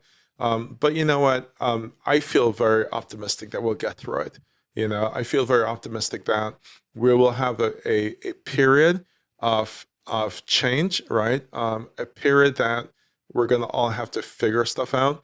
But at the same time, another one of my predictions is that we'll have more millionaires and billionaires over the next 5 years to 10 years than the history of the whole human species combined together, because the shift is not it's not like a vertical shift. It's not like a limited shift that's going on. It's a very massive shift, that will impact, I think, pretty much everyone in the world when we talk about AI. And then when we talk about all the other tech coming together, and I think when you have these things, right, you have a huge change of fortune and shift of wealth, right? You may have this in 10 years from now. Africa is the most wealthiest continent in the world because it may benefit them more than it may benefit us, right? So we can't predict those things right now, right? But we do know that it is happening and it's coming, and that the impact will be massive and huge, and it will have a global impact. So that's wonderfully said. We don't want to jump into the negative pond, but can everyone be a winner with this transition, or is there going to be some people that are just going to miss the boat? It's impossible for everyone. It's never been that way in the history of mankind. Right. You cannot have everyone to be a winner. You'll have winners, you'll have losers, and you have no change people, right? And it's no matter what you do, it will always be like that. So I think the question is going to be more, will that digital divide be further, or will more people benefit from it? And I really don't know. I think there's going to be a lot of really wealthy people that will come out of it. But I do believe it has the potential to have a positive impact on everyone, right? It has the potential to have a lot of negative impact as well. So that's a reality. So, we have to speak about both sides, right? It's not one or the other. And I don't know if the scale will be this way more or this way more, but I do believe that both are true. And so really what the best thing people can do is adapt. That is the only thing you can do. Yeah. I mean, it's because it's here, it's coming. But I mean, you just from our conversation here, I'm just even more blown away from the first time I met you, getting into nanotechnology and all these other technologies combining, and really all the space stuff we used to see growing up and in shows, it seems might be here sooner than later. Yeah, it's, so all the sci-fi stuff really kind of think about this. Like I had this chat years ago once, and I said, I grew up being a big fan of Star Trek, right? So I love Star Trek. I don't know why people like Star Wars, slam them, but I love Star Trek. I'm a Star Wars fan. Okay, why does a Jedi always lose? How can the hero lose?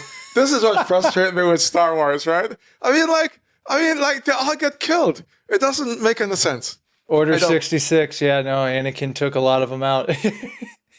So I get frustrated. I like my heroes to win. I'm a big Marvel fan, so Marvel guys. Oh, right? Yeah, Marvel's all. Yeah, Star Trek's cool too. I like it all. Yeah. So I like Star Trek, and when you kind of go back to Star Trek, almost everything, those guys are futurists for real. Almost everything that those guys had in this show has happened, right? If you think about, the cell phone was the first time you saw that, right? If you think about touching the pin on the thing and talk, where did that come from, right? If you think about, the replicator, where you had, you can just press a button and food materialize, right? And stuff materialize. That's the 3D modeling things that you can do right now, 3D imaging. If you think about, there's so many. I mean, I'm still waiting to be able to beam up and beam someplace, right? Because airplane rides can really be terrible. So a lot of these things that were considered science fiction that nobody imagined, just to be able to jump into something and go to space, this is what Musk and all those guys are working at. So the thought of being able to have technology that can, and that does what the Borg did in Star Trek, or does what Q did, for those who are big fans of that, it's just more examples of, maybe, reality is really copying, what used to be fantasy, which is maybe, either we could foresee it or we're just taking that as clue. So I really believe that we're just in that time period that I think we're fortunate to be able to see these just amazing things. Imagine that when they first saw airplanes could fly, like, oh my God. I think someone said if God wanted us to fly, he would give us wings. Well, it doesn't have to give us wings because we are the species where our, I think our real skill is our ability to invent, our ability to create. I'm not super religious, but I believe that, if there's, people say, God made us in his own image, then I would think God was a creator, and that's what God is known for, creating the heavens and the earth, right? And I think that's kind of what we got out of it, is that I don't know if any other creature on the planet with the ability to create stuff that can make their life better, right? And we have a constant history of the ability to do that. And I think this is just another step within that direction, that we're creating things. When we created, we didn't create fire, we kind of invented it, we kind of created it. We could have burned down the whole planet probably. We created the A-bomb, we could have blown up the world, but we didn't, right? So, I believe in kind of like the yin and yang thing. I think there's always going to be a counterbalance regarding everything to keep balance of the universe. So that may be a little bit, naive to think that way, but I really do believe that. So I don't lose any sleep over this, right? There are people whose job it is to do this, literally, right? My job is I'm creating companies and it's helping the economy and it's helping feed people and all these things. And that's my little role into our society. You have your role, we all have our role, and there are people whose role, they don't always do a perfect job, but you know what? We're still here, right? So we tend to balance ourselves out as a human species. Sometimes we screw it up, we get into big wars, and we can all have our discussions regarding, the purpose for those things. But the reality is that I think this is a new tool. I think it's a very innovative tool. I think that anyone that have their head in the sand, they need to get it out of the sand. I think it's still early days for this. And I think that there's still a really great opportunity if you're an entrepreneur. This is where you should be focusing. I think if you are an employee in a company, you need to, go, everything is free online for you to learn, or take a class. We do AI courses as well. Go to rohanhall.com, you'll see all of that stuff, but you can go and search online, you'll find all of that stuff as well.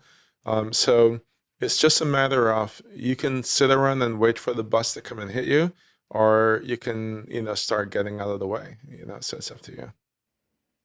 That's a perfect soundbite right there. Well, Rohan, this has been fantastic. And before we're getting closer to the end here, is there anything else you wanted to talk about or say in regards to any of your companies or anything else related to AI technology? What we're focused on right now is we're focused on a couple of things, right? One is education. So we have AI courses. So you can just go to my website, rohanhall.com, and you can see that. We help companies build AI technologies, and that's at codegenie.ai. That's code-genie.ai, and GENIE. And so for companies that want to build AI technologies, we have really experienced development teams, and we help companies with that. And the cool thing for entrepreneurs or anyone that want to, businesses that want to bring traffic and leads and just help grow their company revenue. That's what Traffic Monster is. So just trafficmonster.ai, and no dashes or anything. And again, the main value of that is is that you don't need to hire a marketing team. You don't need to hire SEO people. You don't need to even know how to spell SEO. Um, we, we do all of that for you. And what's so cool, I mean, I'm really excited about this because, what guides me now regarding what to put in the product is what do I want from our company, right? So I'm literally using this for our company. And one quick last story, like a couple mornings ago, I woke up and bad habit, but my phone is next to my bed, and I get, maybe most people do it. I look at it, and one of the first things I look at is Google Analytics, right? and, and I look at Google Analytics, I'm like, holy crap, And the metrics went like, boom. I was like, holy shit, what just happened? So I jump on the bed and run downstairs with my laptop, right? And I'm looking, and this is how exciting this stuff is with Traffic Monster, is that when you have something like that, and and for me, I'm very passionate about it because it's really the core strategy for us to build these companies that we're building now in AI, but for us to be able to help other entrepreneurs that are going through what I know that they're going through, because I've been building companies for like a couple of decades now, and to be able to help entrepreneurs to figure this stuff out. I'm also really focused on helping. There's a charity that we also help, that they're focused on kids' emotional intelligence. And I'm trying to remember the domain right now. They'll slap me for it. But go to rohanhall.com and you'll see it. The kind of things that we support. We believe that we also have a responsibility to help, in a way that we can. With we believe in compliance and all these things, but more than that, the kind of charities that we're helping is. We believe in helping kids. I'm very passionate about helping African American kids, so I contribute towards that a lot. I'm very interested in helping educating kids, whether it's regular education about AI or emotional intelligence kinds of things. Those are things I'm very passionate about. Again, you can go to the website, you can see the kind of groups that we support and sponsor, so the kind of things that we're working with as well. Awesome. No, thank you for sharing that. And Eric, did you have any questions? In terms of crypto and blockchain, if you don't mind speaking briefly, I think we talked about with the taxis and the Ubers, how people prefer reliability, accountability, safety. So that's my big hang up with crypto is the safety and stuff. We've got, I just saw a story where someone they copied the wrong code and sent money somewhere that wasn't the right code. So that money's gone. Right. Lost in the ether. You got people that get locked out of their wallets by losing the code. Yeah. You got like there's a lot of scamming going on and people trying to break in. My concern is until we, like with the human error, like that, because humans make error, until we have some sort of system where you can call somebody and get some help with that. Like, I just don't see a world where the crypto and its current way it's working becomes our main, becomes too big because of the human error, where there's just constantly there's no regulations on it and stuff like that. And there's no support system in case you do get locked out of your wallet and stuff. Are they working on that? Like what can we do to help give some of that safety and reliability back? Yeah. That's a good question. So regarding the blockchain and crypto space, so just 2-second background. So I've been building all kind of stuff in the blockchain space, including supply chain traceability, including verifiable credentials. I built the first COVID-19 I'm forgetting the word, immunity passport using blockchain technology that you can use blockchain to tell, green, yellow, red. So I have a lot of experience in that. Also building one of the largest blockchain payment infrastructure that's used by more than 80,000 merchants globally, support over 200 different cryptocurrencies for payment. The problem with with cryptocurrency is not cryptocurrency. The problem is with the implementation of cryptocurrency. So blockchain as a technology is amazing, right? It really, really is, right? It's so good that it's too good, meaning that that I built. I was one of the part of a team, in fact, a company that I founded years ago, that built one of the first supply chain traceability platform that we can trace products from anywhere in the world to anywhere in the world, and we can see. The problem that we had with that is that the companies and merchants that wanted to use it, people in that supply chain didn't want that transparency, right? Because they've been doing shady things, and now everybody would see it, and so that was one of the issue. The problem with cryptocurrency is that in 2017, when it became like really popular, they had a lot of really shady guys, and they did a lot of ICO, initial coin offering, and they just ripped off lots of people, and it created a bad reputation for that, and it still happens today. But those are just bad actors. From a technology point of view, crypto is a great technology, right? And to show that every country in the world is doing research on having their own digital asset, right? Cryptocurrency. They're just calling it something else. They're calling it central bank digital currency, right? CBDC, right? So a central bank digital currency is cryptocurrency that's controlled by the government. That's what it is, right? So versus cryptocurrency that is more decentralized, these are centralized. It's exactly the same technology. It's nothing different, right? Only the government controls it. So the USA has been working on that for the last several years. UK, Europe, China, Japan, every country in the world. In the Caribbean, they have several countries in the Caribbean that are using, as for the whole country, crypto as the main way of paying for things, right? So in the USA, we haven't, and I think primarily, my opinion, this one, is that it threatens and risks the USA global position with the US dollar, right? And so the USA doesn't want it to happen, but they have been looking at doing it themselves. That would allow them to have the control, right, of that. So where is this all going to go? Where it's all going to go? I believe that what's going to happen is that because of the efficiency of that, it will replace what we consider money and paper dollar right now, because it's not efficient to have that anymore. It's more efficient. If you look at the payment technologies that's evolved in the last few years, they're all mobile-based technologies. So Cash App and Venmo, Zelle. Like now, I mean, I don't use wire anymore. You know, I just Zelle. Anybody wants to pay me Zelle? Or if it's cross-border, I would love to use something crypto. I was going to build something last year, but I decided to go AI instead. But where this is all going is that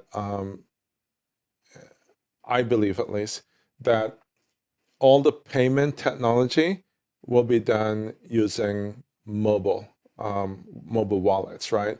And mobile wallets will eventually evolve into handless stuff, right? I mentioned, smart glasses. I think all of the things you're doing in mobile will eventually migrate to smart glasses, right? Because it doesn't make sense. Why am I carrying around this thing everywhere when I can just wear cool sunglasses that does everything I want to? I can just speak to it, and it will do everything with AI agents or anything else that I want to. But with the safety, like, will there be, like, since it's going to be centralized through the government, you'll be able to call in a call center absolutely. and be like, hey, I'm locked out of my wallet, or I sent this to the wrong thing. Because every bank will use it. Okay. Yeah. So if the U.S. government have their own digital asset that you pay with, every bank will support it. That's what Ripple's been trying to do for. I mean, I bought in their ICO, like, I don't know how many years it's been now, 10 years probably. But Ripple is, they have a currency called XRP, but Ripple has partnered with most of the major banks. I don't know if most, but certainly a lot of the major banks in the USA and a lot of the global banks as well. And they've been um, slowly but surely infiltrating the US government, right? They've been hiring people into their company that were high roles in the government. So it's either going to be a company like Ripple that will be able to figure that out and do something. And they do most of the cross-border payments in the world already using digital assets. So Ripple is pretty badass, more than most people know. And I've worked closely with them. I've partnered with them on things. Um, and I would watch for them as far as the company. That would be one potential solution. The other potential solution is the government itself just having its own digital assets and digital currency, and then they would now have the burden of figuring out how to make that work. There are other vendors right now that that create central bank digital currencies, and they've deployed them in countries like Jamaica, the different Caribbean islands. Nigeria has its own digital assets that's used throughout the countries. So that's where all that's going. It's going to be, so crypto is not going anywhere. The way that we've been doing crypto is from a concept that was creating 10 years ago, whenever Bitcoin was done, and people just kind of like copied that and just kept on doing the same thing. To have the whole concept of decentralized is a great concept. The reality of it is challenging, and the application of it is terrible. So, for example, I built the first one-click crypto payment platform that exists today. And without that, you need to do like 5, 6, 10 steps to make a payment, right? And you need to practically have a PhD to figure it out. And most people drop off because it's too complicated, right? So for one of my previous companies, we wanted to figure out how to facilitate that. And so I did the research, and I built an infrastructure and a platform that you don't need even a wallet or anything like that. You can just click a button and it will just take the payment from your wallet. It will send it to anywhere in the world that you want to. The person receive it, and they can receive it they can settle in whatever local currency that they want to. So you can build infrastructures like this today, but you have to think a little bit more out of the box than most people are just copying what already existed. So the way that the government would do it, I would assume, is that they would focus a lot on the user experience. That's what people have not been doing. So when the stuff I told you that I built, my focus was the user experience, right? Because I'd been in the blockchain industry for a few years already at the time, and I never used crypto to make payments. And I said, why don't I use crypto to make payments? Because it's a sucky experience, right? And then my next question is, how can I make that a better experience? And then my next question is, what is the best payment experience in the world? And the best payment experience in the world is Amazon.com. I go, I pick something in my cart, and not even pick something, I just click pay. And 2 days later, it shows up at my doorstep, right? And so that's what I research, and from that, build this platform.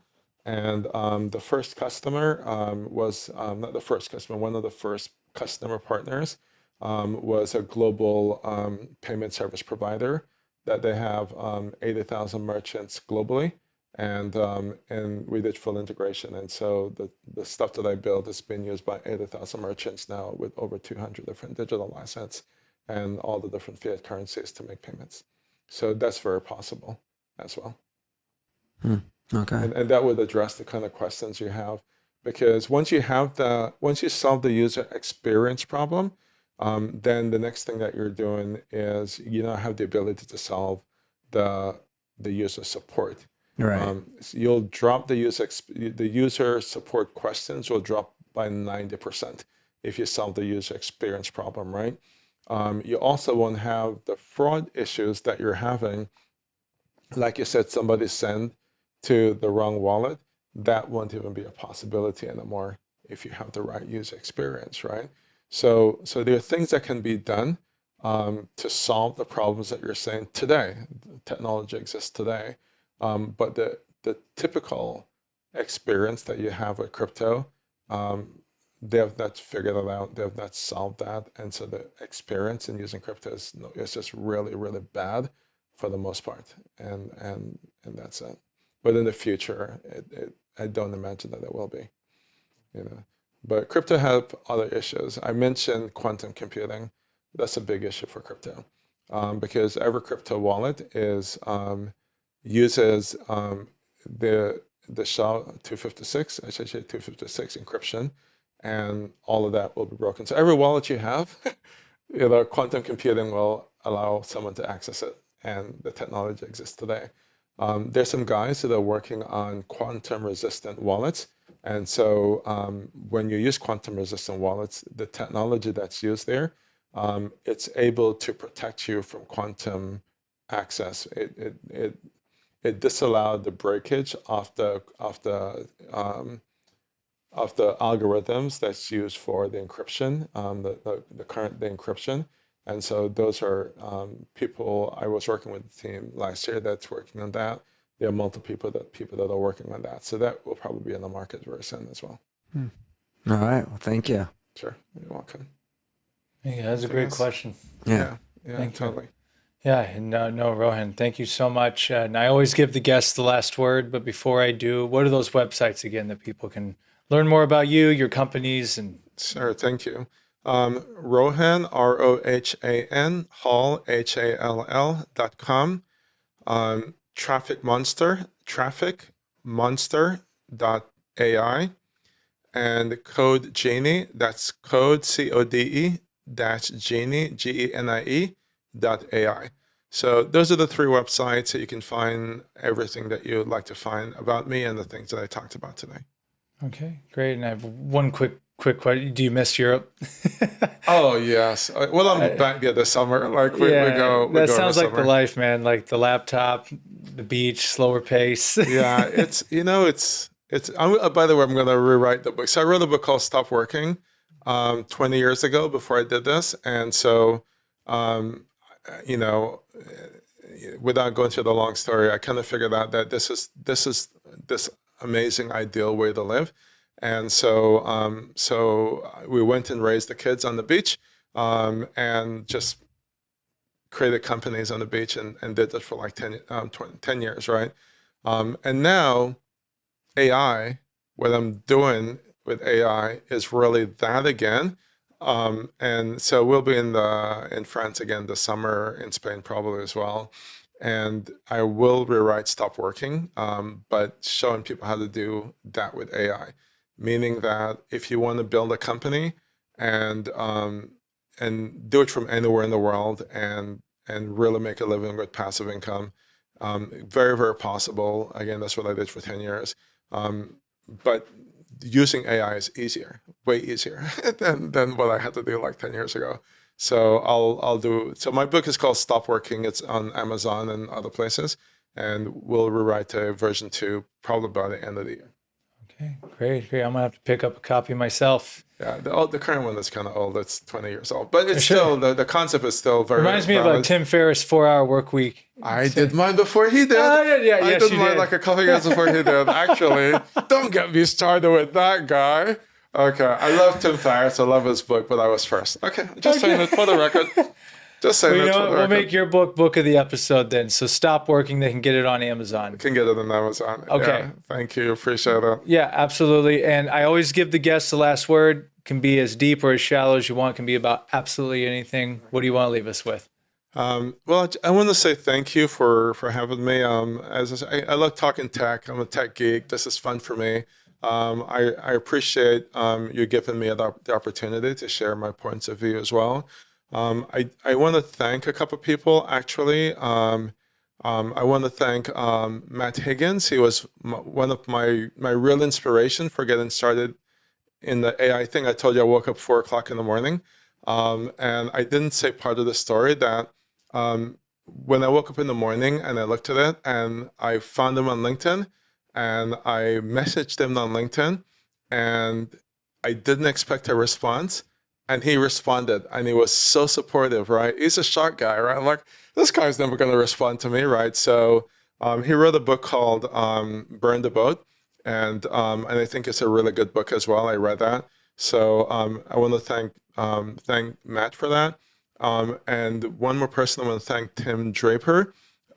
So Tim Draper is the big juggernaut in blockchain, and his advice was, I don't know if I'd build that company, which was the blockchain company I was trying to build, and I didn't want to hear him, but I listened to him, and I think he was right that that was not the right company for me, and so those are two really big celebrity folks into those two industries, and I was very privileged to be able to get their advice from that, and I think it was a good thing that I was smart enough to listen to them. So if I think if you're in the presence of people like that and they say something, I think it's worth listening to. So anyway, those are my two shout outs for them. Burn the Boat, I think is a good book as well. So again, thank you, and I just really think that we're in a really amazing time, and we could look at it two different ways. We can look at it as the end of the world and put our head in the sand, and then it will be the end of the world. Or we can look at it as the greatest opportunity that's been available in our entire lifetime, and we can go figure out how to make it that great opportunity. So that's the way I look at it. Awesome. Thank you. Well, Rohan, thank you so much for coming here and giving us your knowledge, your wisdom, and perspective. Thank you. We really appreciate it. Thank you. Appreciate being here.